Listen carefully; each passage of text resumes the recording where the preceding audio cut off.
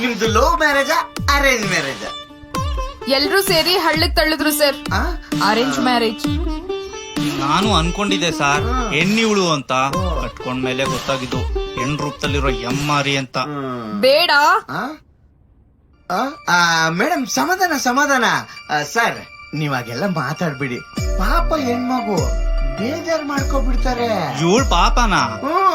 ಪಾಪ ಅಂತಂದ್ರೆ ಪಿ ಕಿತ್ ಕೈ ಕೊಟ್ಬಿಡ್ತಾಳ ಅಷ್ಟೇ. ಹೌದಾ? ಅದ್ ಸರಿ, ನಿಮ್ಮಿಬ್ರಿಗೂ ಡೈವರ್ಸ್ ಏನಕ್ ಬೇಕು ಅಂತ ಹೇಳ್ತೀರಾ? ಸರ್ ನಾನ್ ಹೇಳ್ತೀನಿ sir. Sir ladies first, so first ನಾನ್ ಹೇಳ್ತೀನಿ. ಸರಿ, ನಿನ್ ಹೆಣ್ಣೈನೇ ಮುಂದೆ ಹೋಗ್ಲಿ ಬಿಡು. ಬೇಡ ನೋಡು. ಮೇಡಮ್ ಸಮಾಧಾನ. ಸರ್ ಅವರೇ ಹೇಳಿ ಬಿಡಿ ಸರ್. ಹಾಳಾಗೋಗ್ಲಿ ಬಿಡಿ.